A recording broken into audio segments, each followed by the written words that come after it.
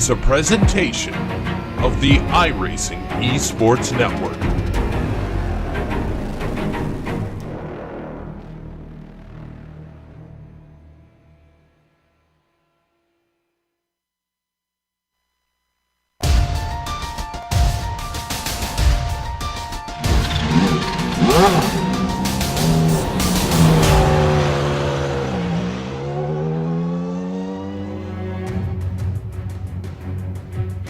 The hits keep on coming for the drivers in the Batteries Not Included Championship as they continue to visit some of the trickiest road courses on the iRacing service. This week the challenge comes in the form of Barber Motorsports Park. So will we see our fifth winner in our first 5 races of the season today, or will someone finally break through for that oh so critical second victory and look to gain an edge in the championship battle? It's time to find out. Hello and welcome to round 5 of the Batteries Not Included Championship, and you're going to get to see all of the action unfold live here on the Global SimRacing Channel and the iRacing Esports Network.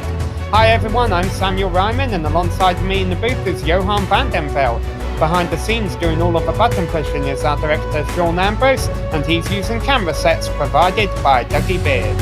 Johan, our last 2 races have seen no shortage of controversy, and unfortunately for these drivers, we may see a bit more of that today at this very technical road course. Yeah, absolutely, Sam, but most importantly, it is a very new circuit we visit today. It's actually one of the newest racetracks in the United States. This venue is located in Birmingham, Alabama, and was only opened in 2003. Now, Barber is mostly known for the IndyCar race it hosts each year, but also sees motorcycle and endurance racing. Now, people who've driven through the trees of this Alabamian circuit can attest that it's extremely technical. Long straights like Formula 1 cars see more and more on the schedule cannot be found here. Instead, by the time you come out of a corner, the next one will be right in front of you. Now, this constant barrage of corners, and I calculated it's almost 850 in today's race, means that the drivers will have a difficult time overtaking their rivals. And with a lot of turns comes the possibility of making mistakes. Mistakes that are easy to do when concentration lapses after going around this 3.8 kilometer circuit more than 50 times. But to see how the track looks like when you don't make any mistakes, let's hop on board the GSRC Williams FW31 for a lap around Barber. Alright, we've got Clayton McLeod in the GSRC Williams, so let's do a lap around Barber. Turn 1 only needs a tiny stab of the brakes to swing it through, and right away you're into the Alabama roller coaster. This long right-hander works best squaring off the exit because of all places you don't want a bad run, it's here. Charlotte's Web is pretty much the only ideal place for passes because of its heavy braking. But watch out for the drop in elevation because many drivers have slid off into the gravel here over the years. Ease back onto the power as you climb up and over the crest, and now you've got a setup for Museum Corner. This chicane is scary in most cars already, but with the downforce of the Williams, you're basically turning in and then braking on your way down this steep plunge. It'll take guts and trust in the car to get the most through here. Now we're on the backside of the circuit, and it's pretty simple. Just keep your foot down through 10 and 11. 12 and 13 are a little more tricky though. You'll slow it a bit on the first apex, and then you've got to absolutely chuck the car into the right-hander. However, sliding wide at the crest is probably going to mean an instant accident. The painfully long 14 and 15 will tighten as you go, and the exit requires you to hug the inside. That allows you to open up the final turn, which only needs a little lift. Then it's full throttle once again, and hopefully you've now finished a lap around Barber.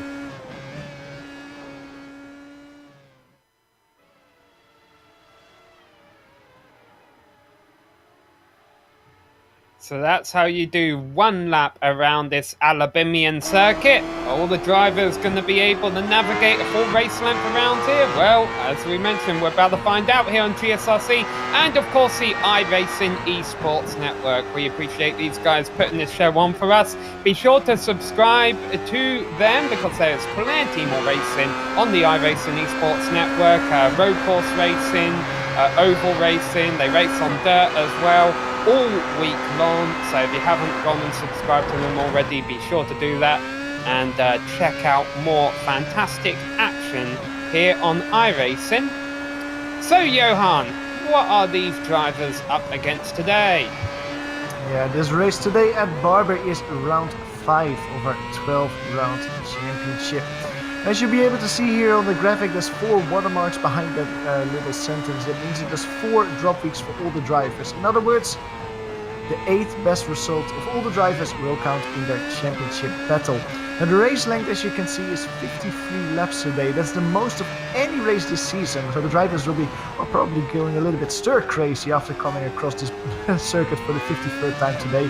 It's going to be a lot of quick laps. The setups are open, so the drivers can tweak it just to their liking, but they have a limited fuel tank. It's 67% fuel, and that means that they have to come in for 1 pit stop during the race. There's no incident cap, but the admins will keep an eye on anyone abusing that, and the point structure will be using official iRacing points. The car we use today is the Williams Formula 1 car out of 2009, the FW31.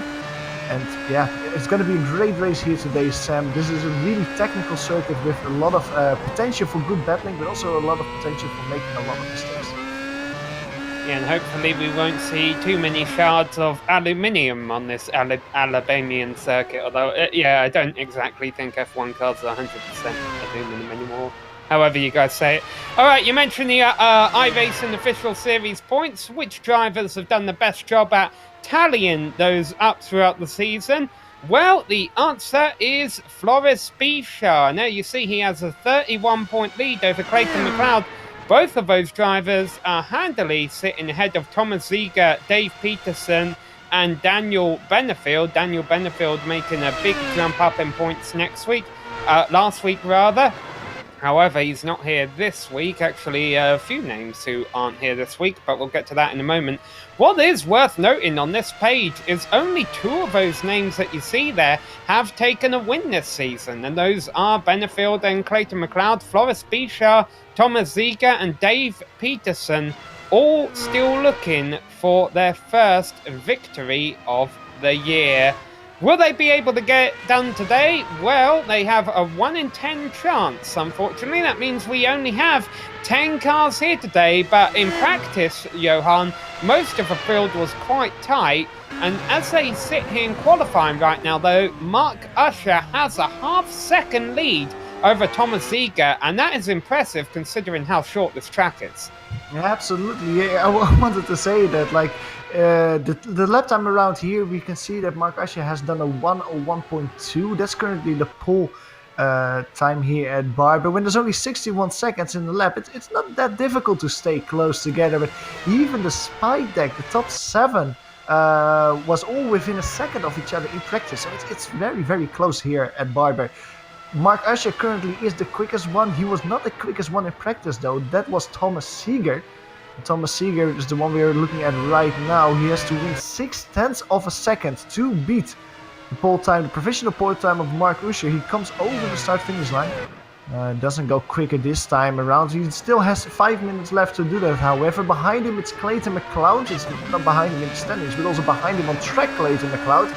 He has currently done a 1:02.0. He's sitting 0.8 of a second behind Mark Usher. You mentioned 5 minutes left in the session. This qualifying session will end at 3:36 p.m. Virtual Standard Time, as I like to call it. That's basically the time it says it is in the iRacing sim. In the middle of May today is the iRacing date. Why is that significant? Well, it means it is springtime going on summer in Alabama, and that means, Johan, we have a very, very high track temperature. Yeah, it's 41 degrees Celsius. These cars, the tires, they will be screaming for any little bit of cold during the race. So yeah, it's gonna be very warm on these tires today. The drivers will have to keep that in mind. It is partly cloudy though, so it might happen in the race with the new weather system in iRacing that some clouds will get in front of the sun, cool down the track surface a little bit, and that might help the drivers a bit. But as it stands at the moment, as you can see in track, it is very sunny here in Alabama. Alright, so here we were just following Clayton McLeod around. Now we jump over to our provisional pole sitter, Mark Usher. Mark took the win. He is one of our 4 winners we've had so far this season. He dominated Zandvoort while the rest of the field was scrapping around behind him. He just went out for a country drive and really made the statement at the front of the field. And right now, I think the rest of the drivers have got to be a little concerned about that qualifying time he's put up. they might be on track to do the same again today as he comes across the line. He'll try and improve on that 101.2. Can't do it. So right now it's Usher, Ziegler, McLeod, Andrews, and a new name sitting in 5th place. I haven't seen this name before, Stephen Kempson. Stephen Kempson is one of the drivers that we have seen a few times this season though, however, but he is, wasn't even last season though, he is sitting in P5 at the moment. He's gone 1/10 quicker in qualifying compared to his practice time. He's sitting 2/10 in front of Marcus Gesdal as he's going through this very technical section, going up, down. I almost feel like it's a roller coaster the way the track behaves. You go up, down, you swing left and right, a lot of blind corners. It's a little bit like if you're visiting a theme park here. He swings out of the last corner, rolls up the track over the start-finish line. Will he improve on that 102.5? No, he does a 103.6, but is over a second slower than his quickest qualifying lap time. He needs to try and find a little bit of extra speed there to try and win some positions. Chris Bean here tackling a little bit with Thomas Seeger behind him. Chris Bean is currently sitting in P8 though. He has done a 105.6. That is, if I calculate correctly, 7/10 of a second quicker than he was doing in practice. So he has found some extra speed. Now practice has started also going through this roller coaster section here. Right-hander, another right-hander, and then a left-hander to finish it off. Oh, he misses there. The penultimate corner goes through the grass. I think that will be enough track for Chris there. And as he comes out of the last corner, let's see if that actually counts as a lap or it gets, oh yeah, it automatically gets taken away from him, so that wasn't off track. But Chris has 2 minutes left to get a lap time and get a better position than P8 where he's currently sitting on.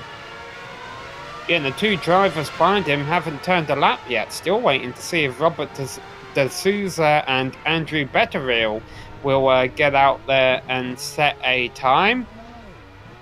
With just 90 seconds left to go.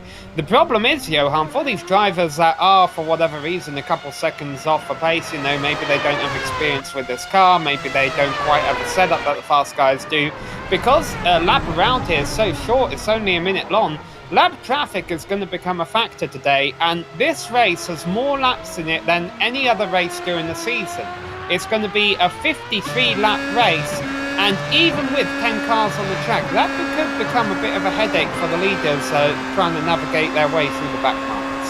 Yeah, calculating the speed of Mark Asher, which is the quickest guy with a lap time, and Chris Bean, currently the slowest driver with a lap time, it will mean that Chris will be lapped twice by Mark Asher in the race. So yeah, like you say, there's not a lot of drivers out there today, but that will play a factor, especially, for example, Thomas Seeger is right on the tail of Mark Asher. When they will come across lap traffic, that will play a factor into maybe we get like a Michael Schumacher and Häkkinen with Sonta overtaking situation that happened in '98 at Spa. That will just allow the driver that's chasing the car in front to get an extra overtaking opportunity, something that you don't see a lot here at Barber. Now, we looked at as qualifying's just about to wrap up, we looked at our top 5 drivers in the Driver Championship at the top of the show. The only 2 of those names who are actually here today competing are Thomas Ziegler and Clayton McLeod. However, and Clayton we see on screen right now, that's going to be a battle in itself, because as Clayton crosses the line and fails to improve on his time, he's only a couple of tenths behind Thomas Ziegler, second and third on the grid. And throw into that factor as well, Neil Andrews, a name who's always a bit of a threat when he comes here. And, as Andrews actually goes for spin, well, that's not going to improve his time. Neil Andrews, I believe, was a driver who was having a bit of an argy-bargy with Clayton McLeod at Zandvoort a couple rounds back. So, even though Usher has a handy cushion above the rest of the field on qualifying, even if he does run away at the front of the field, we're going to have a great scrap for second between Ziegler, McLeod and Andrews. There's going to be a lot of stories going on, like you say, between Thomas Seeger, between Clayton McLeod, between Andrews, and probably the drivers behind him as well. We're on board with Mark Usher, who spins it around. So it was the last opportunity that he had for a qualifying time. Well, that goes down the drain there, but he is still on provisional pole with a 1:01.0. And we have not seen Robert D'Souza or Andrew Betterill on track during qualifying. However, both drivers are in the server, and so hopefully we should get all 10 drivers down on the field. And qualifying is just about to wrap up, so let's go ahead and read out that grid for you. Starting with our top 5, we got Mark Usher on provisional pole ahead of Thomas Ziegler, Clayton McLeod and Neil Andrews. Have they put Zandvoort behind them? They'll be starting on row number 2 ahead of Stephen Kempson in 5th. And then the final 5 drivers on the grid, Marcus Gestel, as you can see there on the outside of row 3. He's being followed by Reed Miller with 1:02.9 and Chris Bean, the last driver, with a lap time. Now there are 2 drivers that haven't set a lap time, and you can find them on row 5 with Robert D'Souza and Andrew Betterill in P10. So 53 laps about to get underway. A very tricky opening sequence of corners here. A very short run into the first turn. It's a left-hander, but you really don't want to be on the left. Be out wide by the time you get to turn number 2, or else you've got a long way around. Still waiting for a couple cars to get gridded up here, including our pole sitter Mark Usher. Here you see Clayton McLeod riding on board where he is in 3rd. Well, he's waiting for a car to appear ahead of him. And boy, Mark Usher is the one who wants to be the last to get in. Everyone else is ready to go. They're saying, get out here, number 17. We want to go racing for round number 5 of 12 of this Batteries Not Included Championship. And if it wasn't a virtual world, they'd be getting quite warm in their cars right now with the high track temperatures that we have out here today. There's 10 Williams Toyotas sitting on the grid, getting ready to dart off into the first turn in 20 seconds time at the most if Usher does not take to the grid, but there he is.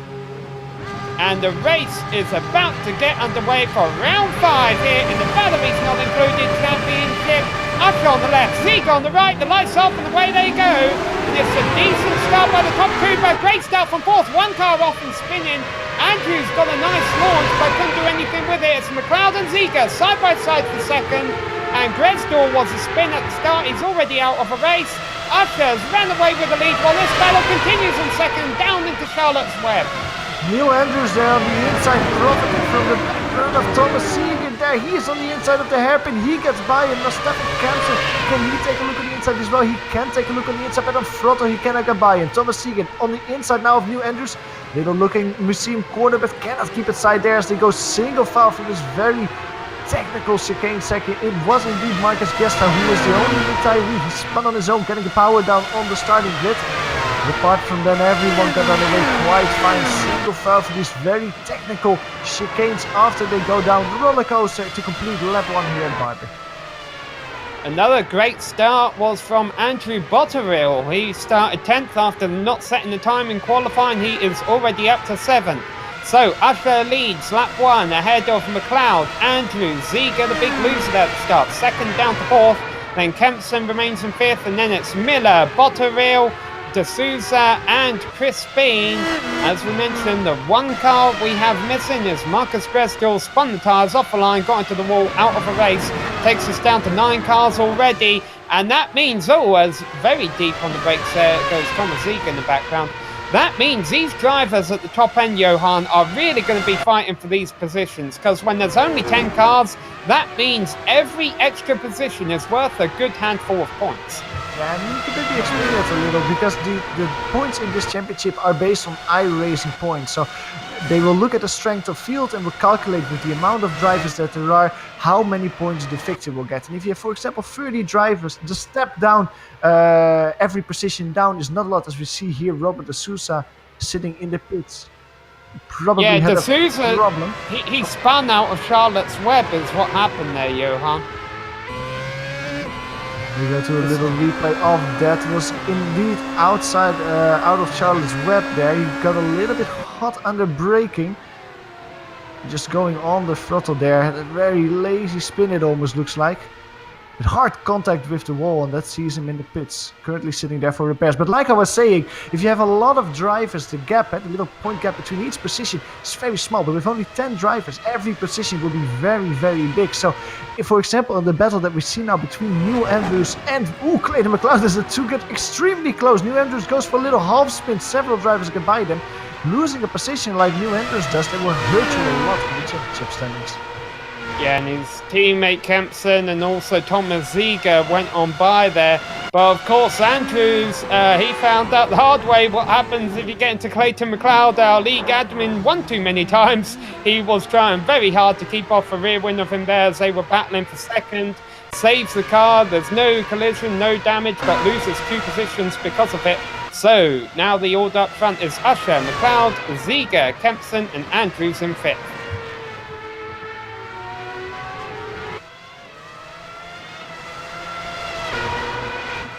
Third place, Andrews will be trying to get these positions back. Now his teammates was Stephen Kempson. I wonder if Kempson will put up much of a fight.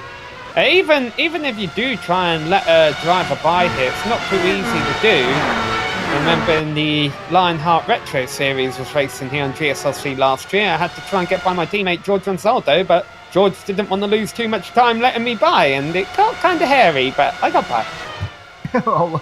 It is indeed very, very tricky, especially in the Indy cars as well, but also in these Formula 1 cars. It's very tricky to let people by, even if it's on purpose. You so quickly lose a lot of time because you're constantly on the air. So many fast corners in quick succession that if you let off a little bit, it will just cost you 3-4 seconds at the end of the lap.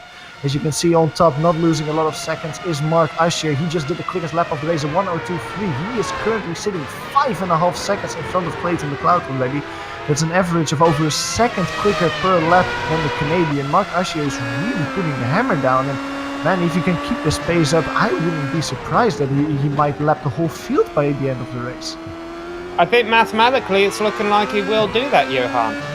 So yeah, if you want to keep if you want to have a little game to play with the leader, it's not even a matter of will Usher win, provided he doesn't make a mistake or run into lap traffic or have any kind of software glitches, but can he lap the entire field? I think that's got to be his goal here today.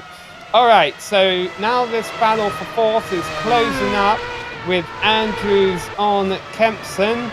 And as we mentioned, these two teammates, as they come to complete lap 5 of 53, this would be a good place for Kempson to let Andrews by if he had any intentions of doing that, but it doesn't look like he does. So Andrews is going to have to do it down the hard way, and I think one of the better passing opportunities is coming up right here. Johan, he could try and outbrake him down into Charlotte's Web, but he's a bit too far back, though. It depends what the kind of racing strategy that team has at the moment, because this is one of the best sections of the track to have a run on someone. But actually making that overtaking maneuver stick is very difficult in the hairpin, because as long as you defend the inside, you have that long 180-degree turn, it's quite easy to keep the driver behind him, getting a good run and maybe trying it here in the seam corner. That's a good place, but Neil Andrews gets a little bit too close. He has to check up under brake and goes over the grass to avoid his teammate there. Loses a lot of time. Let's look at Reed Miller behind him. You can see him pop up there. Will Reed Miller have... No, he doesn't have enough speed to get by him. But let's look again at that little spin of Neil Andrews there, as he got really close from the seam corner to his teammates. Yeah, it's pretty much identical to what happened when he got up to Clayton McLeod. He just a little bit too hard on the brakes heading into the chicane here, and yeah, he's lost a lot of time because of it. Once again, pretty much pulls off an identical save, and spinning right now is Chris Bean. He saves it though, and is able to keep it off a wall, just got sideways, didn't knock the wall down or anything. All these cars able to continue. Unfortunately, Robert D'Souza hasn't rejoined the track. And also, of course, we had our first retiree of the race was on pretty much on lap 0, Marcus Gresdal.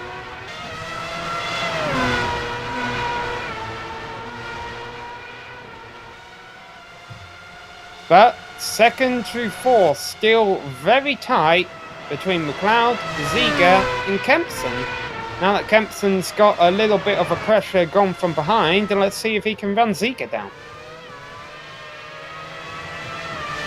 Let's actually see the lap times at the moment. Clayton McLeod and Seeger are very close together. Clayton McLeod goes a 1:03.1.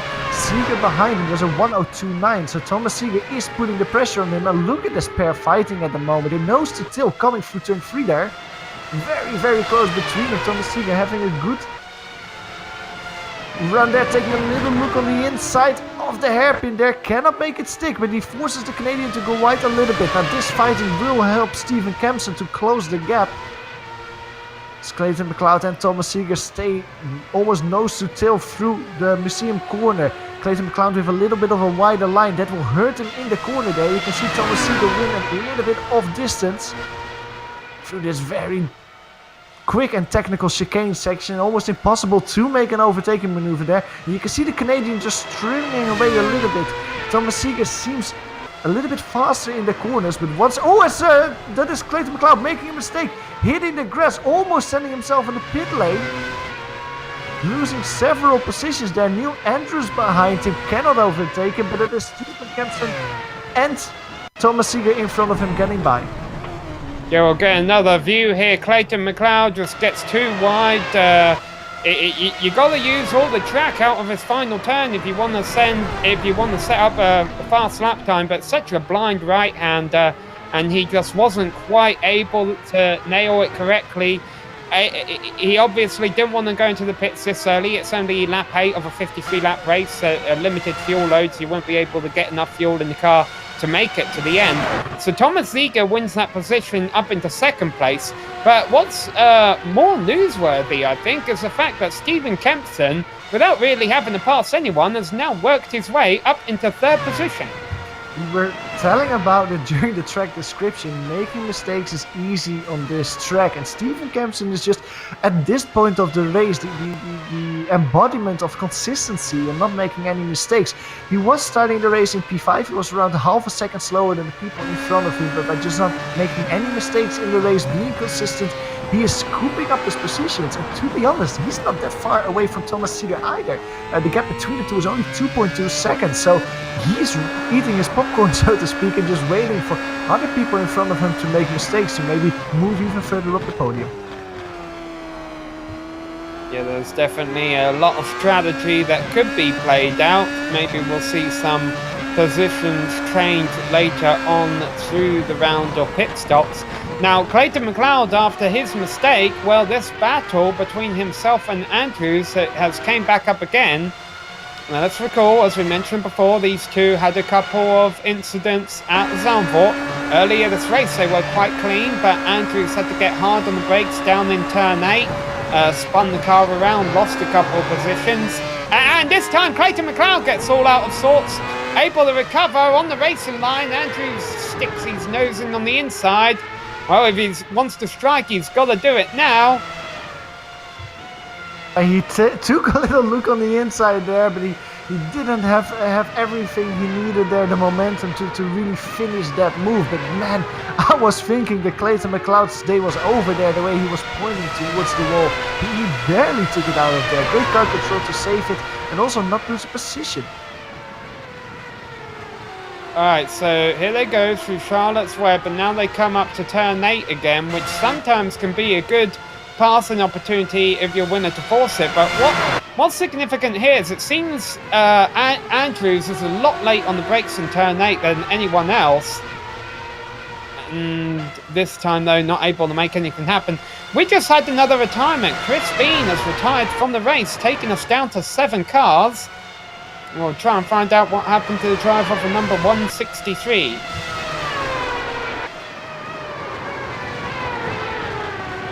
Yeah, he was having a little off in turn 3, it seems like. Got a little bit too early on the throttle and hit the wall. So yeah, he hit the wall quite hard, destroyed the suspension, so that's the day over for Chris B. Now, this battle is still going on between Neil Andrews and Clayton McLeod. Still in the order that they were last time around, with Neil chasing Clayton in front of him.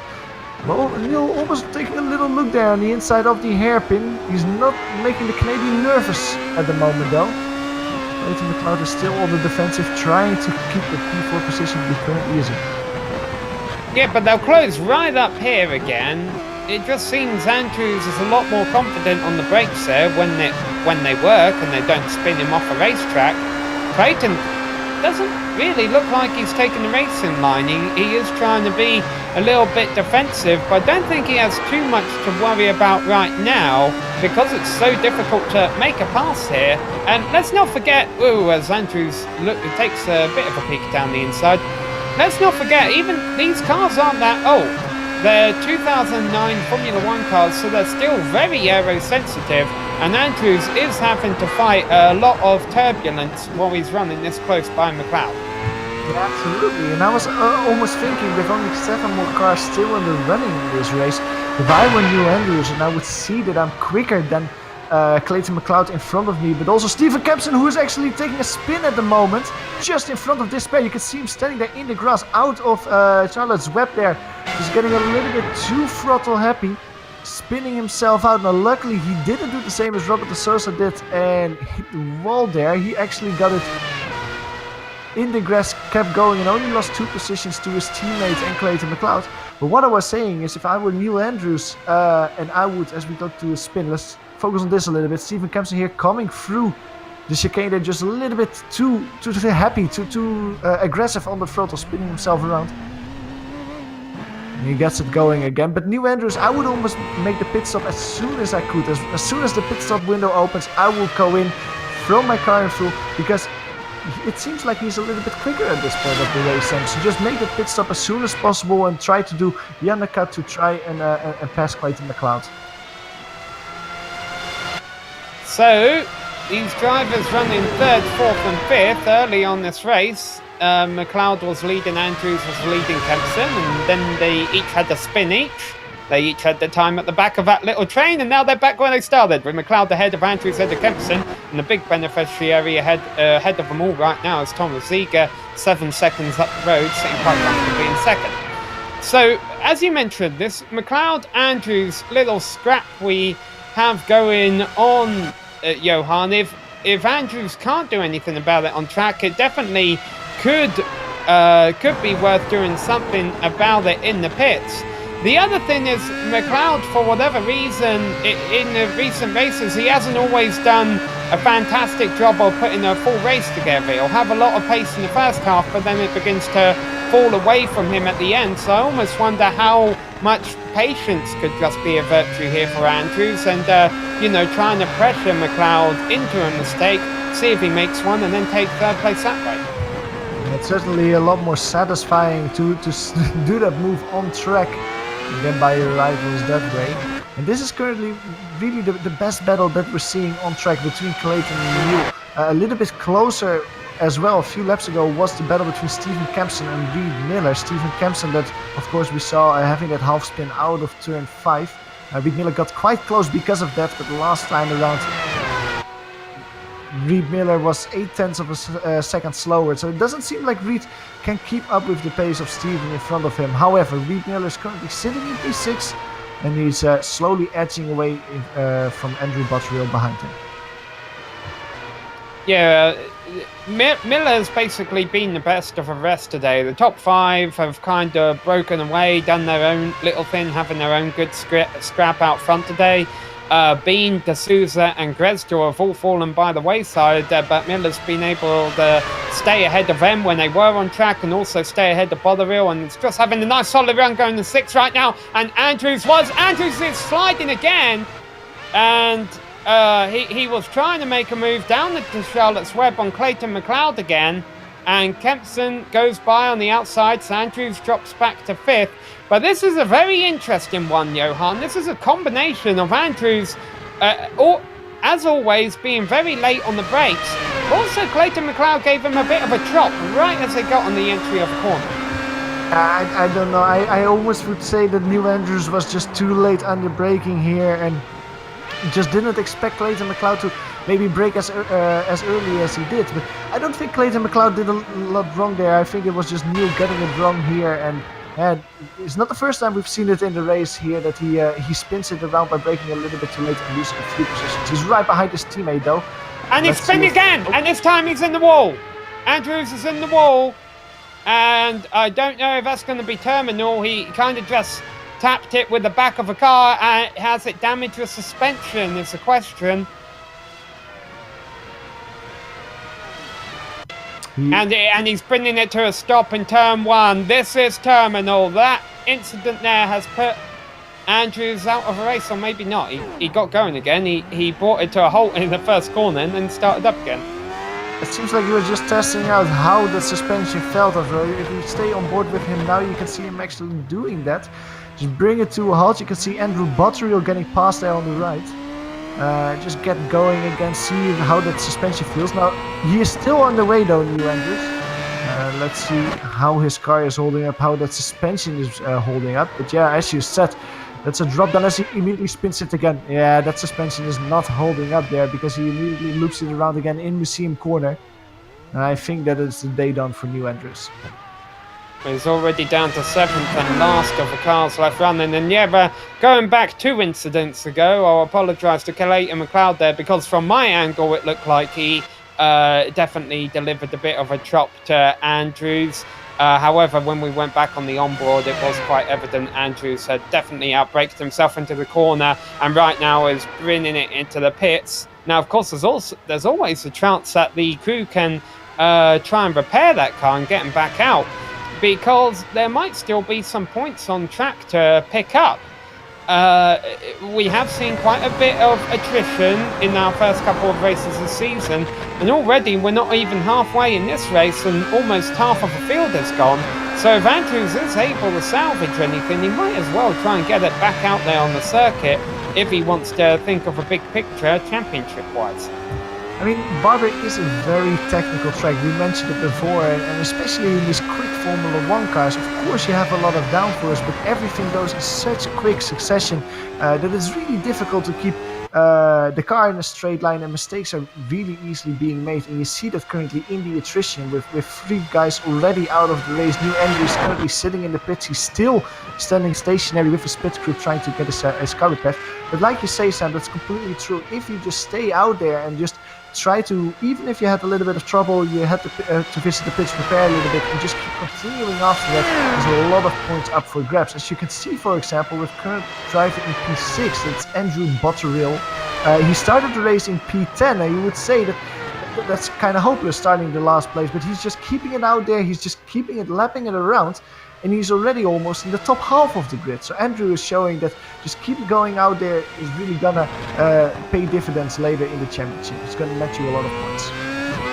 And I think Botterill has turned slightly faster laps than Reed Miller ahead of him the last couple of times around. The problem is he's about 10 seconds down the road, but still keeping Miller within striking range. If anything goes wrong in Miller's stop or he makes a mistake, there's a lot of grass around here. And of course, we haven't even got to the part of a race where excessive tyre wear is a concern yet, Johan, because, like we say, we're only 20 laps into a 53-lap race. The tyres are going to get worse, the marbles off the track are going to get worse. Fatigue might become an issue for some of these drivers, especially with the battles starting to break up. They might not be paying as much attention. So even if you're not within attack range of a car ahead of you, you've still just got to keep up, keep charging, keep doing what you're doing, because if a guy ahead of you makes a mistake, you've got to be there to capitalise. But right now, Mark Huff, there's no one ahead of him, and there you see him going purple on the top of your screen again. Another fast lap. He now has a 14-second lead over Tomasika. Yeah, talking about keep charging, Mark Usher is really showing what consistency looked like at this point of the race. Looking at his lap times, he's only done 102s the whole race, starting from lap 2 to lap 20. It's the same lap time every single time. Now his last time around was a 102.2, so he's getting closer and closer to the 101, the lap time that he actually qualified with. But Mark Usher really seems in his element here. As you said, the gap between him and P2 Thomas Seeger has grown to over 14 seconds at this point of the race. And with it's not enough though. It's not enough for him to win by a whole lap. He has to pick up a little bit more pace, maybe go to those 101s that he was doing in qualifying to win by lapping everyone. But I think that Mark Asher still will be very happy with the race that he's currently doing, because looking at the championship, we of course have 4 drop weeks in this batteries not included championship. Mark Asher won race 1. He will be the first double victor this championship. He might have missed 3 races, but if after this race he can just keep showing up, I think that even though he's currently sitting in only P18 in the championship, he's actually one of the championship contenders if he can just make more races than he currently is doing. And into the pits comes Stephen Kempson from 5th place. I'd say pit window could be open now. We're on lap 22, 29 laps left to go. Kempson came into the pits in 5th. That's exactly where he started. This looks like a scheduled pit stop, and he should be able to get back out there. He was running about 10 seconds behind Reed Miller and 10 seconds... Sorry, only 5 seconds now ahead of Andrew Botterill. Oh, but that's taken into account the pit entry time. So yeah, he was running about 10 seconds between them both. So no pressure around him. A nice little top 5 run going on. So let's go back to the championship and talking about what's in this for some of our top contenders today. If Clayton McLeod can keep this run up, I should imagine a podium finish today would give him the points lead, since Floris Bichard isn't here. Thomas Ziegler also running up in 2nd. He's quite a bit ways back in the championship, but consistency has been his forte. So it will be interesting to see, you know, what a solid result like this can do for him as they head on into the second half of the season. Yeah, and I think that Thomas Ziegler actually will be doing better business than Clayton McLeod if it finishes like this, because we talked about it before. Only 10 cars, so that means that the amount of points that each driver gets will vary quite a lot. Big gaps between the amount of points scored, and the fact that Thomas gets P2 and Clayton P3 if it stands like this, that might actually be a big championship deciding factor come later this season. Let's see if Clayton McLeod can fight his way back to Thomas Ziegler in front of him. The gap between these two drivers is quite big though, 14 seconds at the moment. And looking at the lap times, Thomas Ziegler is just comfortably in the high 102s at the moment. Clayton McLeod is doing a 103.4. Thomas Ziegler is just keep building that gap to Clayton McLeod. It's not looking like Clayton McLeod is closing that gap down anytime soon, but we've seen it before, as we see Stefan Kempson looping it around just in front of Thomas Ziegler there, and that will cost him a little bit of time. A mistake is very easily made. Now we'll get a replay of this from Kempson, because of course this might actually put him back into the clutches of Andrew Botterill or Reed Miller once he comes in for his scheduled pit stop. Now, of course, Stefan Kempson just went into the pit, so you suddenly have a slightly heavier car, and then the old braking points probably don't work as well anymore. So he brakes, but a little bit too late. Takes a little trip through the grass, spins it around. Now, luckily for him, he doesn't hit anything or anyone. He keeps it going again, but he loses quite a bit of time. Alright, so we're approaching the halfway point of this race. Who's going to be the second driver to come into the pits?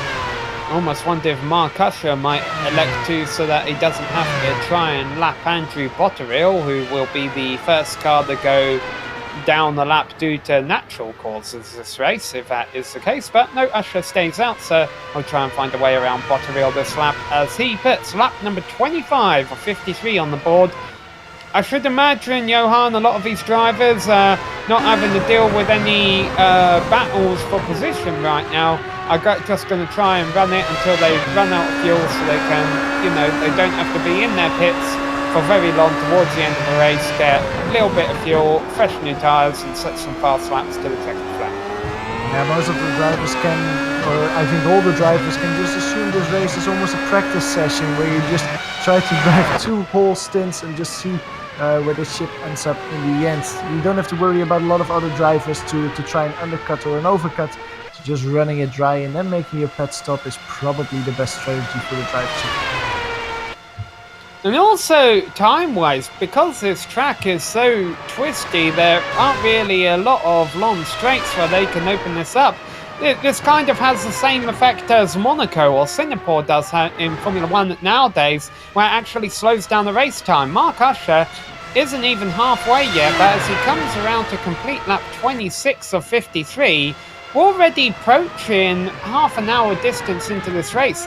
A lot of these races are over in about 45 or 50 minutes. This one's going to be going on for just under an hour today. So definitely, you know, a bit of a different approach needed by some of these drivers to make it to the end. Absolutely. We see Steven Kempson, by the way, on the screen now. He just had another little spin last time around in turn 5. Now, once again, he didn't hit any of the walls, just under throttle. He looped it around and lost a bit of time that way. But what you say, Sam, that's completely true. It is a very, like you say, a long race, almost an hour. The drivers will almost get in a trance, also because they don't have any of the other drivers around them. So it is just you driving around a very twisty circuit, not really seeing any other cars on track. You really get focused, or you have to find your groove, have to find your focus. If that doesn't happen, if your concentration falters a little bit, it's very easy to make mistakes, especially once the race goes on a little bit more. And of course, the most infamous example of that came at a rather long Formula 1 race where the driver leading the race wasn't under any pressure, and Ayrton Senna put it in the wall right before the tunnel at Monaco in '88 and ended up costing him quite a few points in the championship battle with Prost. Of course, Senna still emerged triumphant at the end of the season thanks to drop weeks. Kind of very similar to what we're seeing here this season, where drop weeks could definitely play a factor towards the end of this season. Now, currently we're riding on board Reid Miller.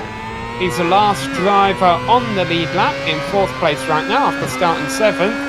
Being the one driver, aside from Usher, who I don't think we've seen a mistake out of today, knock on wood.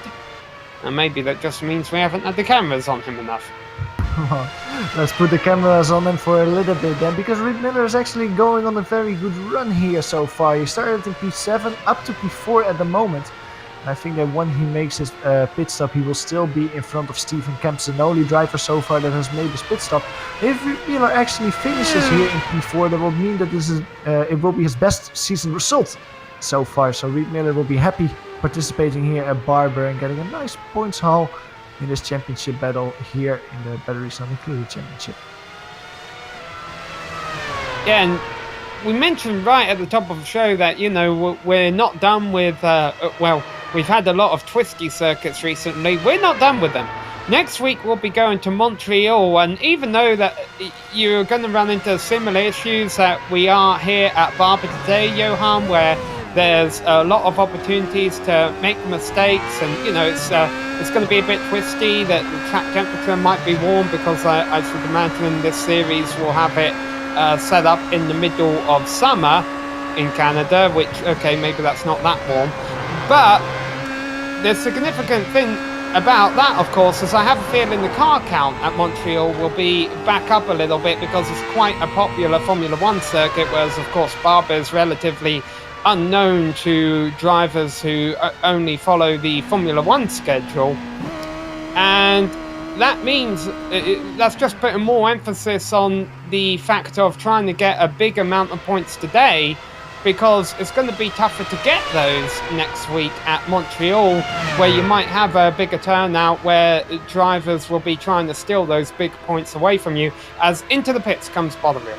Yeah, absolutely, and you can almost say like today is really where you have to make hay while the sun shines, because next week if the car count goes up again, especially in a track as Montreal, where making mistakes is probably punished even harder than here at Barber. It's always good to basically say, well, I know I have 4 drop weeks, maybe I just assume that things might go wrong at Montreal and I have to use one of my drop weeks there. Then it's essential that you get a nice haul of points here at Barber and get a good result here. Well, getting a good result, Mark Usher, we see him on screen, he is getting a good result.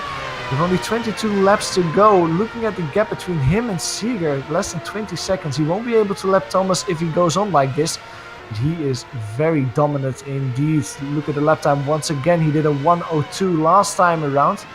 Looking at his lap time, still he hasn't touched the 101s or 103s. He's just really consistent and happy in that 102s. And he doesn't really have any reason to change his approach at the moment. He's not being threatened from behind. He doesn't get extra points for driving a little bit quicker. So Mark Asher seems to be in his rhythm, in his comfort zone. And he is just controlling the race out here as he comes into the pits for his pit stop. On lap number 30 of 53, our race leader comes into pit road.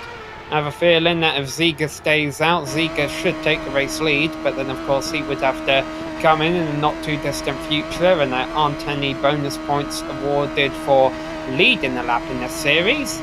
Ziger's So in, Usher, and Ziga's coming in as well, in fact. Oh, thought Usher almost overshot his pit stall there, but he didn't. He got it right on the front edge of the box. Even if he did have to back up, I think he'd be able to afford that. And that was Miller coming out. He pit a lap ahead. Here comes Usher out.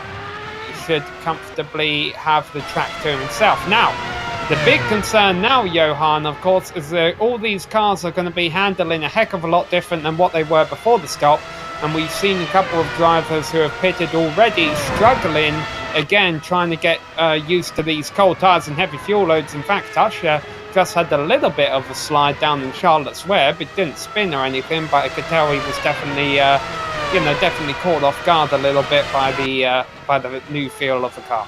Yeah, you can see Stefan Kempson do that indeed after his pit stop, just making a small mistake maybe because of that higher fuel load. Now let's see if the drivers will keep it on track though. Thomas Seeger got passed by Clayton McLeod, however, in the pit stop strategy, but of course Clayton McLeod still has to make his pit stop.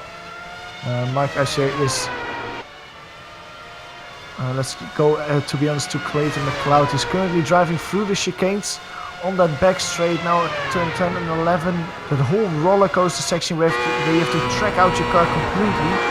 Of course, Clayton McLeod almost visited the pit lane earlier this race when that small mistake happened, which he could barely recover from, but he did. But he opts to stay out another lap in front of Andrew Botterill, who's one lap down, and in front of Thomas Seeger, who's currently sitting in P3. In the Ziga cross the line there, he is 17 seconds back of Mark Usher now. Now, I wonder how much what we've seen from Usher today, Johan, with these lap times being as consistent as they are, how much of that is planned? Because I know, as we watch Ziga on another car there, I know I've had races in the past where I told myself, not necessarily on this track, but I told myself, I know I can run a 101, but I don't want to, because I don't think that if I did that throughout the race, I'd be able to finish. So I would just aim for 102 all race long. Usher almost puts it in the wall there as you're saying that. You got... wow, that was almost the biggest coincidence there. Mark Usher hitting the curb zone in the penultimate corner, almost looping himself in the wall there. Luckily for him, he could keep it out of the wall.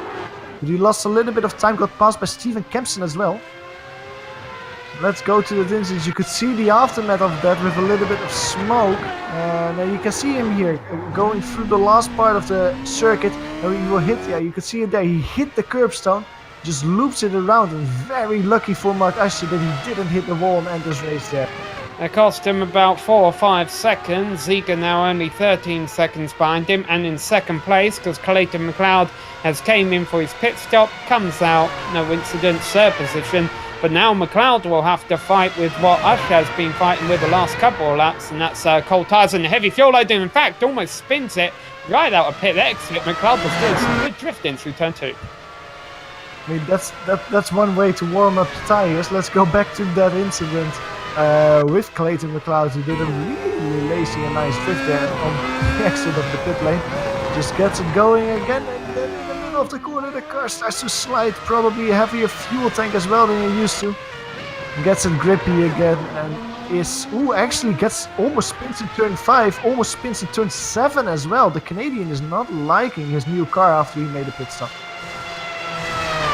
Yeah, it's definitely something you've always got to get across to yourself, no matter what car you drive on iRacing, or in real life racing for that matter, but real life racing you can feel it a bit better obviously because the car's right underneath you, is that the thing does not feel the same as when you came into the pits.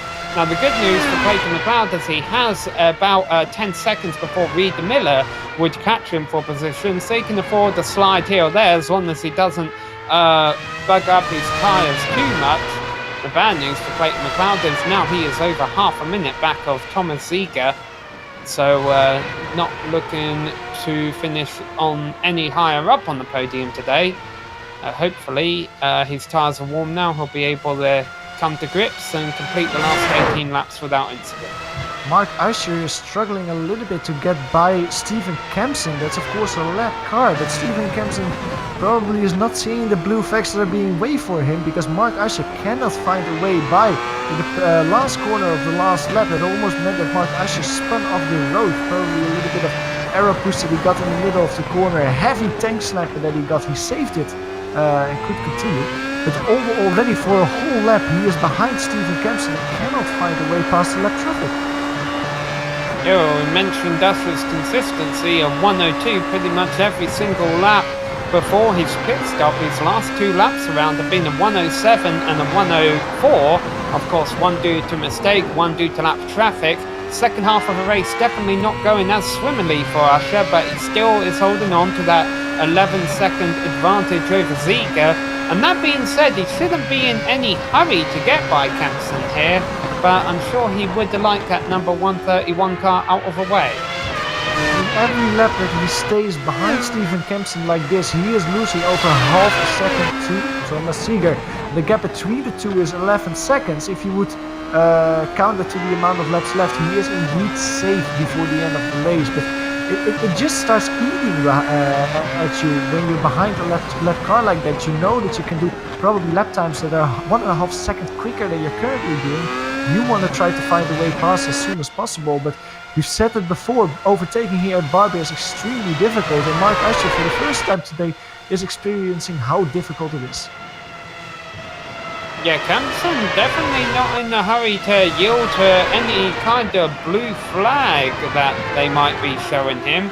And Usher's kind of got to be careful that if Kempson makes a mistake or anything, and now he pulls away, Usher was about to get a run on him. I think Kempson saw it coming. He kind of got a bad line through that last chicane, and he lets the race leader by.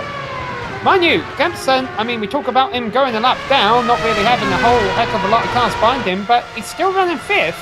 Not a bad result out there today.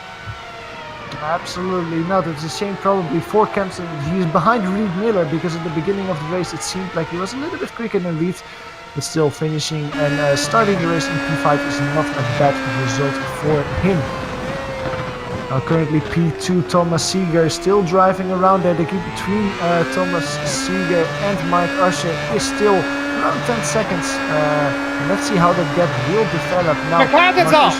Clayton McLeod has had a spin, rejoins. Where is Reid Miller? He was only a few seconds behind him. He's going by him. So McLeod down to 4th. And you were saying it early in the race that the second half of the race is probably where Clayton McLeod used to struggle a little bit this season. Well, this time around in the final corner, he just touches the grass. Look at the right wheels of his car. He will touch the grass, and when he steers in, there he goes. Gets a tank slapper, cannot save it, and has to take a trip through the gravel. Now, luckily for Reid Miller, he can find a way past him. This will be a very nice and spicy battle going forward, because this is for podium position. And Reid Miller has worked his way from 7th on the grid up to 3rd, I don't think, without passing a single car on track today. He's been gifted a lot of these positions, but credit to him for keeping the car on the track, pointing in the right direction on a day where over half of the field has been struggling to do that. And right now, Reid Miller is sitting in the podium position if he can hold McLeod off for another 15 laps. But can he do that? McLeod has been in front of Miller for most of the race, even though their lap times have been relatively similar. I would say McLeod has had the upper hand on Miller today for sure. But also Miller has been able to keep the car on the track up until this point, so his tyres are going to be a lot cleaner and behaving a lot better throughout these last 15 laps than what McLeod's are. Reid Miller was just very consistent today. Looking at his results earlier in the season, that's not something that he had in Suzuka or in the Nürburgring when he participated. He has a 6th place result in Motorsports, 12th in the Nürburgring, 18th in Suzuka, but with a podium position on the books now, Ried Miller is just really coming home with speed and consistency.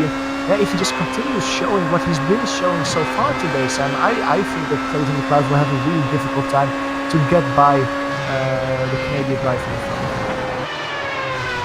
Another interval we should keep an eye on, not necessarily a battle right now, is the fact that Ziege is continuing to close on Mark Usher, despite the fact that Usher has worked his way by the lap car. The last time we were following these two, the gap was 10 seconds, it's now down to 8. Still, Mark Usher is struggling to get those 102s that he was doing in his first stint. He comes across the start-finish line, and once again, it's a 103.2. It is not a big gap, though, compared to Thomas Ziege, but he does a 128, so that's 0.4 of a second. Thomas Ziege just keeps cutting away that gap, keeps putting pressure, even though Mark Usher cannot see him in his rearview mirrors. He will be told by the team that Thomas Ziege is getting closer and closer, and that will start to hurt a little bit and maybe destroy his concentration in his last parts of the race. Normally, as we mentioned earlier, time-wise, we'd be closing in on the finish of this race. However, the drivers still have another 15 minutes about of racing left for them. For Ried Miller, that's 15 minutes of pressure from McLeod behind. For McLeod, that's 15 minutes of trying to find a way by Miller, because those two pretty much exactly right where they were a few laps ago. Last time around, Clayton McLeod with a 103.7 in front of him. Ried Miller with a 103.4. So Ried Miller at the moment is actually quicker than Clayton McLeod behind. And this will just really hurt Clayton McLeod's championship battles as well. It looked so comfortable. Ooh, as he gets very loose there on the exit of turn 5. Clayton McLeod seemed so comfortable at the beginning of the race. He was sitting on P2 quite comfortably, quicker than other drivers. But now, with that spin and with the time that he's lost, he's sitting in P4. And especially if you look where Thomas Ziege is driving at the moment, also with how quick Thomas Ziege is going, yeah, it will hurt Clayton McLeod quite a bit in the championship position. I think he will still be championship leader once we're done here at Barber, but Thomas Ziege will close the gap with quite a bit.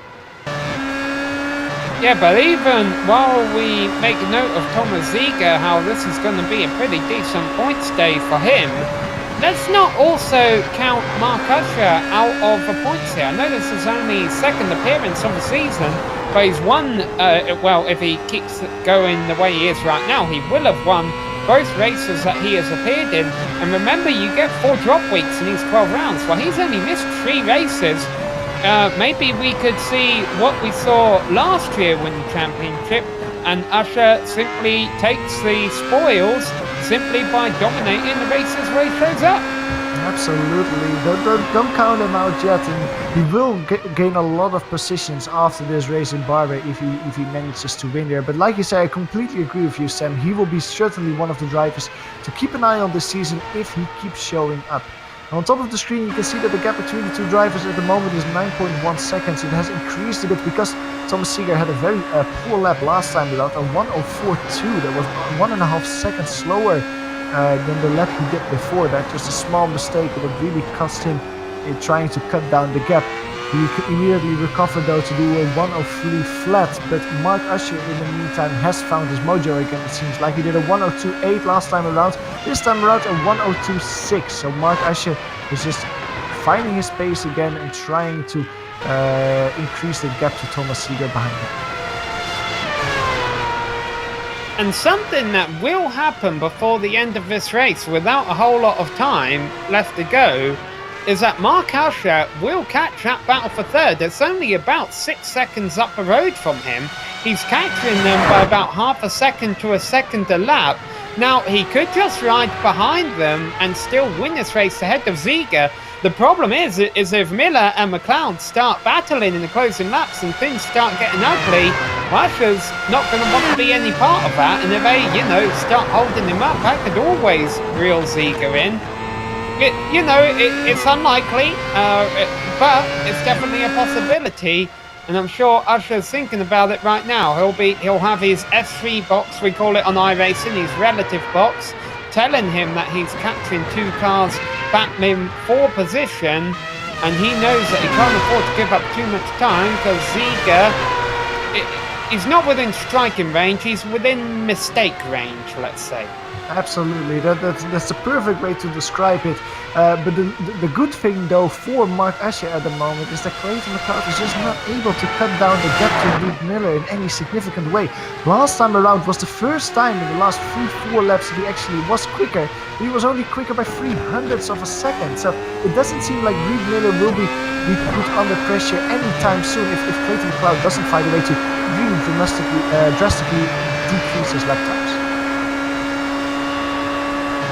And as Usher comes around this time around, there will only be 8 laps, essentially 8 minutes left to go in this round. Round 5 of 12 of the batteries not included championship here on GSRC and the iRacing Esports Network. Once again, round number 6, the halfway point of the season, will be coming up on the iRacing Esports Network here the same time next week, where they will be racing at Montreal. We expect more of the same drama that we have today, maybe even a bigger car count, it wouldn't be surprised to see. And of course, as we get ever closer towards round number 12 at the end of the season, the championship will become more and more intense. Certainly starting to shape up here with McLeod and Ziga knowing they need to bring home decent finishes to get some good points. McLeod currently running 4th, Ziga in 2nd. McLeod would like to join him on the podium as well, but right now has a couple of seconds to make up to Reed Miller ahead of him. Yeah, well, he cut down the gap a little bit by 0.2 of a second last time around. Now look at Reed Miller in front of him. He completely misses the apex of the penultimate corner. That cuts down the gap to only 0.7 seconds. So this time around, I think it's 0.3 of a second that Clayton McLeod wins. He is putting the pressure. I was saying it a few laps ago, like he has to find a way to decrease his lap times. He has found that way. He's putting Reed Miller under more and more pressure, and that black and purple car is looming ever so bigger and bigger in the rearview mirror of Miller. Heading on down into Charlotte's Web. Of course, it says 7 laps left to go for our race lead at the top of the screen, but these 2 drivers essentially running almost a lap down. They have 8 laps left to go, providing they hold on ahead of Usher. So Reed Miller's got to be... These 2 drivers will have to be careful when Usher crosses the finish line right behind them, that they don't assume the checkered flag is for them. I wouldn't say we haven't seen that mistake happen on iRacing and even real-world racing before. Exactly, and Mark Asher behind him is closing quite quickly, around half a second per lap. I wouldn't be surprised if actually this will be only 7 laps, because Mark Asher will just lap them before the race is over. Let's see how that develops. Last time around, Reed Miller 103.2, Clayton McLeod 103.0. The gap is cut down to only half a second in this fight for the final podium position. Clayton McLeod will now start to really experience a little bit of draft, I think, as well, coming over these very small straights in Barber. They're not very long, it won't give you a lot of lap time, but every little bit counts if you know there's only 6 or 7 more laps to go. Yeah, I almost wonder though if Usher will start slowing down a little bit so he doesn't have to become a part of this battle, this mess. I mean, it's hard enough to get 1 car around here. You really don't want to be racing another 2 cars at Barber when you're dominating the race by 10 seconds now. And with a 10-second lead with 6 laps left to go, I think Usher doesn't have to lap these guys anymore. I was starting to think a few laps ago that, especially if Miller and McLeod started racing together, he might want to get by them, but right now McLeod hasn't been able to do anything with Miller. Usher has been able to reopen his gap to Thomas Ziga. It was down to 8 seconds, it's now back up to 10, so he might just be quite comfortable to sit there. These 2 drivers though, definitely not comfortable as they work 6 laps left to go for them, providing they stay on the lead lap. Both of them getting a bit dicey. Reed Miller was lighting the tyres up out of Charlotte's Web a bit there, whereas Clayton McLeod was very deep into the brakes, overshot that turn a little bit. The gap between these 2 drivers is back to a little bit less than 1 second, or a little bit more than half a second at the moment, 0.6. as they go through this very quick chicanes. Now it's a very tight section, a lot of corners to the left, to the right in quick succession.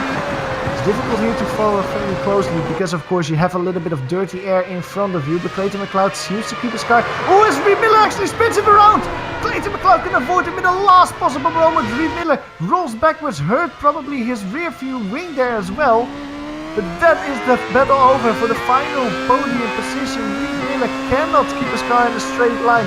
In the final corner, loops it around, has a little bit of rear wing damage because of that, and also loses the P3 position to Clayton McLeod. Well, hopefully Miller can keep it going for another few more laps and bring that home to the line in 4th position. Obviously, this puts both of these two a lap behind. Mark Usher was just the gap back he needed to not get caught up in all that. Fantastic driving, by the way, from Clayton McLeod to take evasive action when Miller got sideways right ahead of him. He cut through the grass, he kept his car pointing in the right direction, and he's going to be able to bring it home on the 3rd step on the podium, which was definitely going to be a points bonus for him. Miller, we've been mentioning, really the only driver we haven't seen a mistake out of today. That was the first crack, the first chink in the armour I've really seen all day. First error from the driver of that number 23 car. It's cost him 3rd position. He did a whale of a job to not have any more damage than what he could have got, and it looks like he'll still be able to bring it home in a solid 4th place. But as we saw last week at Suzuka with the crash for 4th place coming out the final turn where one car couldn't finish a race because it went upside down, it is never over until it's over. Usher, though, just 2.5 laps away from telling everyone else it's over. I'm just amazed with the way Clayton McLeod avoided Reed Miller in that incident. He had a 50-50 coin flip. Do I go left? Do I go right? And he landed on the right side of that coin. He went to the outside and managed to avoid him like that. It was great awareness from Clayton to not only not have be involved in that crash, but also just not hurt himself quite a lot in the championship battle, because if that crash actually would have happened, he would have only finished P5 or P6 even. And then if you compare that to where Thomas Seeger finishes today, that would have really hurt Clayton McLeod in the championship battle. Yeah, you got to imagine this is a bit of relief for Thomas Seeger. We're talking about that F3 box drivers on iRacing like to use a relative. Well, he'll be able to see on the relative right now as he puts Reed Miller lap down. The car behind me for position, I'm almost about to lap. So he's probably feeling quite comfortable in 2nd right now. Yeah, I think so as well. And I think that Thomas Seeger is just maybe it's difficult to say who will be the happiest driver coming out of this race. It's difficult between Thomas Seeger and Mark Usher. Mark Usher, of course, will get his 2nd victory in 2 races he has done this season. But Thomas Seeger will just continue his very consistent run. We have to see how many points he will score compared to Clayton McLeod, but for sure he will cut down the deficit between those two drivers quite a bit with finishing P2 here today. I think Usher will be slightly more excited about this win, knowing he just survived a pretty heavy moment coming out of the final turn. As he comes across the line to start the last lap. As we mentioned, we saw him at Zandvoort. He dominated that race, and we've seen him today. He was definitely dominant throughout the first half, but for whatever reason, things started to fall away for him a little bit in the 2nd half of the race. Thomas Seeger was able to bring the gap down as low as 8 seconds. It's now 9 seconds. Usher's drive wasn't completely over without incident. We saw him catching hard battle for 3rd place. We knew something was going to happen eventually because they were getting a bit too close. Something did happen. We saw Reed Miller spin. McLeod had to take evasive action to go around him. Usher came out the final turn, saw a path, a way through, put them both a lap down, and now only 2 cars are going to finish from the lead lap today. Such has been the pace of a driver of the number 17 machine, working his way through the last couple of corners. Don't know if he'll be fighting for the championship, but it's been a championship drive today and a race-winning drive as Mark Usher wins at Barber. Very good victory for Mark Usher, but this battling isn't over for P4. Steven Kempson is trying to profit from that spin of Reed Miller. They're mostly still. They're 1 lap down, coming out of the penultimate corner. I think Reed Miller says that this time he doesn't spin out in the last corner. He stays in front and comes home with a very good P4 position, with Steven Kempson just behind him, rounding out the top 5. And pretty much it's going to solidify everyone's position. Everyone was finishing right behind the leader there. Andrew Botterill will finish last of the cars left running down there in 6th place. All right, well, that's going to wrap up the racing action, but we've got some drivers to talk to, and we'll give you a full race rundown here on the GSRC. Don't go away.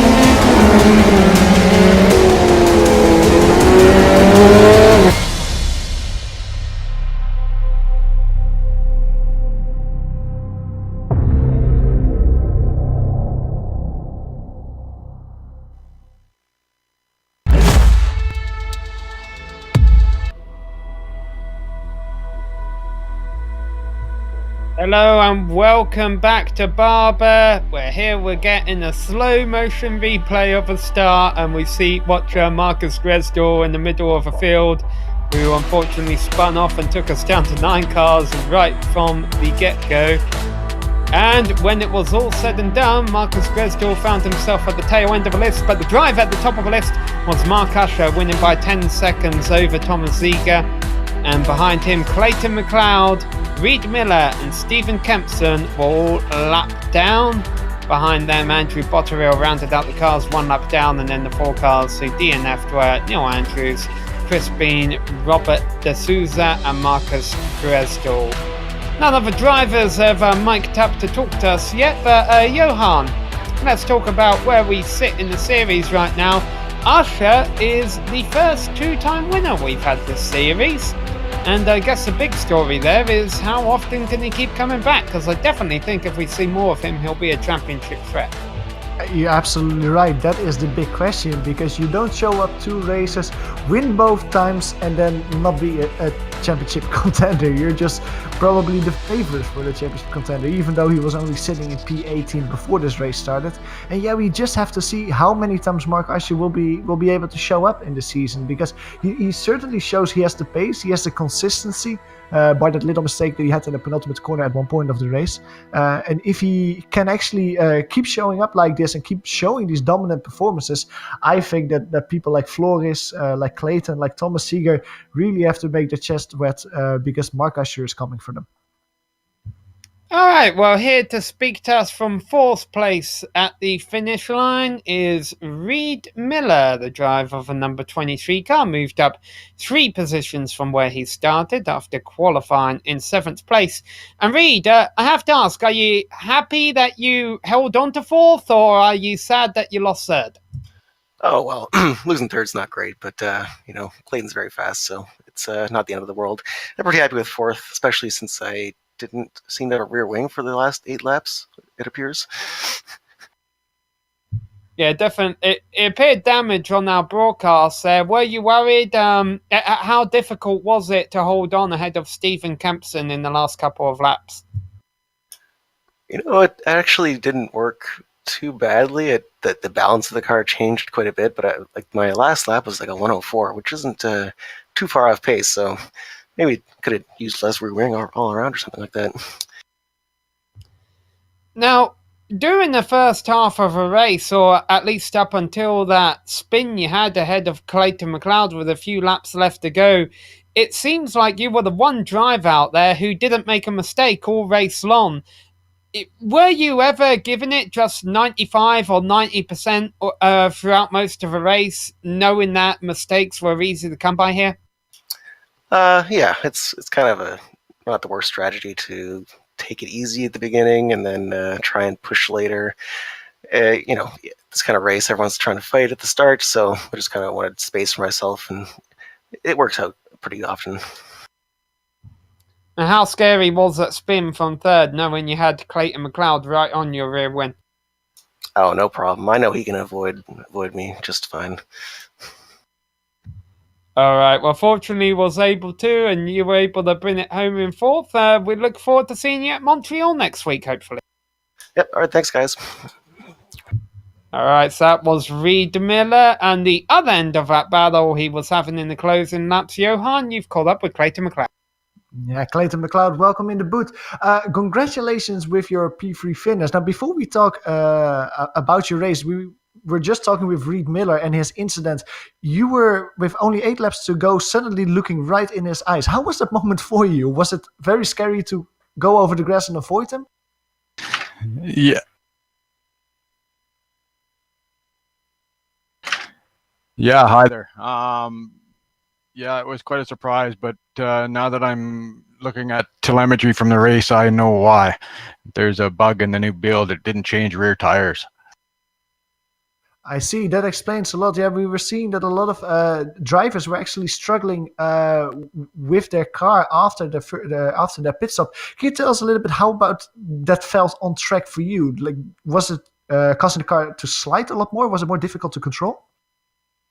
Oh yeah, it was insane. After the pit, during the pit, I was actually surprised that it changed my front wing. I didn't think I was taking any damage anywhere, but I guess 4x4 and through the slow chicane there down the hill must have been hitting it. But at any rate, after coming out of the pits, the rear was just like it was on ice, and I was surprised that more of us weren't in the wall actually.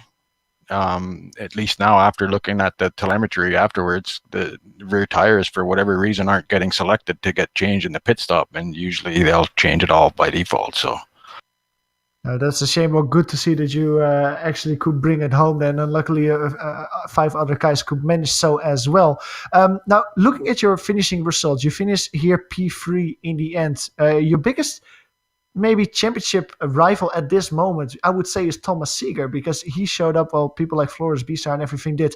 Are you happy with finishing 1 position behind him, or are you a little bit frustrated, like, I would have really liked to finish in front of Thomas to just extend that championship lead that you currently have?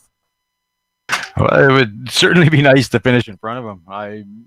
Even before this pit stop tire stuff came up, I had made a handful of mistakes anyways, and I just lost them, and I had no chance of ever catching up to him. And then after the pit stop, and my car was just crazy. I was surprised I even finished. You come home with P3 in the end. That's a nice haul of points, especially in a championship battle. So congratulations, and I'll see you next week for your home GP. Yeah, thanks. Have a good one, guys. Alright, so that was Clayton McLeod, our third place finisher today. As we mentioned, next week we will be at Montreal here on the iRacing Esports Network. We hope to see you all then. Before we head out today, we would like to thank Clayton McLeod, as well as the iRacing Esports Network, and all of the organisers and the competitors of a Batteries Not Included Championship for coming out and putting on a great show. We would also like to thank all of the companies that provide the software and hardware for our broadcasts, and there you can see those all listed on your screen. Thanks to the team today, Sean, Johan and Dougie. Additional thanks goes out to Eric Ekholm and June Lalonde, who provide us with our music. See the screen for how to get a hold of more of their great work. If you'd like to find out more about GSRC, you can find it at globalsimracingchannel.com. We're also on Twitter at GSR Channel, and be sure to give us a like on Facebook and check us out on Instagram at GSRC_ground. All of the upcoming races for our other series are listed on your screen, so be sure to check those out, mark them down on your calendar, and don't miss another second of exciting racing action. But until next time, race clean, race hard, and we'll see you on the track.